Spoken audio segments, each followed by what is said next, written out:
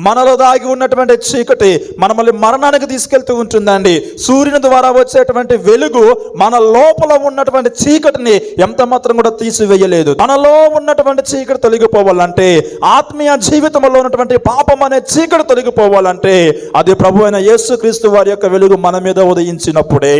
లేదా అదే చీకటి మనలో అనలాగా ఉన్నట్లయితే మనమందరము కూడా మరణానికి సమీపిస్తాం. ఇక్కడ చీకటి ముదిరిపోయి వారందరూ కూడా ఇప్పుడు ఫైనల్ స్టేజ్లో ఉన్నారు. ఎక్కడనంటే మరణపు అంచుల్లో ఉన్నారు.